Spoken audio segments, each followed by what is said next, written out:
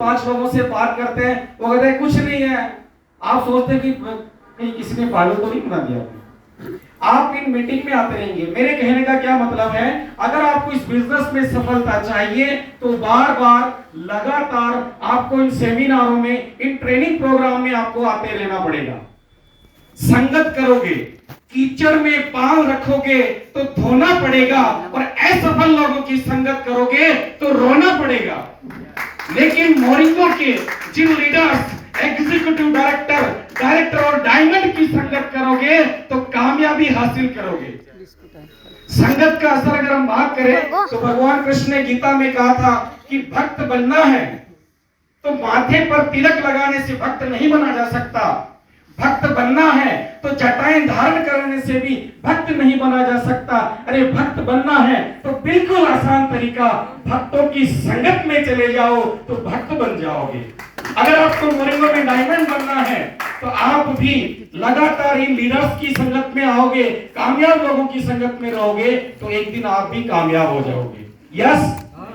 और आज मेरी दृष्टि में इस हॉल में बैठा कोई भी व्यक्ति अभागा नहीं है, बस अभी तक वो जागा नहीं है, और आपको जगाने के लिए आज ये सेमिनार हुई है। यस।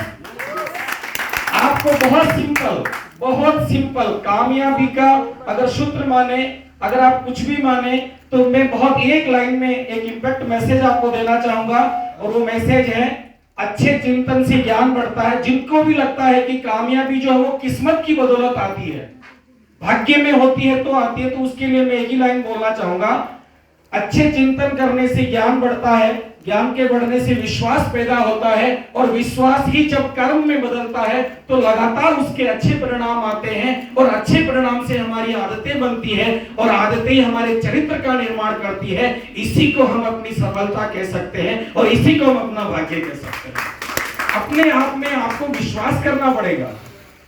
आप बाहर जाओगे, आपको यहाँ आप सोचोगे, यहाँ आप सीखोगे, यहाँ जानोगे, आप बात करोगे लोगों में, तो आप एनर्जेटिक रहोगे, और बार बार जब इस एनर्जी का लेवल को आप हाई रखोगे तो आपको कामयाबी मिलेगी। तो आज में एक ऐसे ही लीडर हमारे बीच में, डायमंड, आपकी जोरदार तालियों के बीच एक ऐसे शख्स को जो बहुत सी बार गिरा, बहुत सी बार लोगों की ना सुनता गया, बहुत सी बार उसके मन में आया इस काम को छोड़ देना चाहिए, लेकिन फिर भी वो अपने आप को लगातार अंदर से तैयार कर लेता था कि जिस काम को मैंने हाथ में लिया उसको अंजाम तक ले जाना है। उस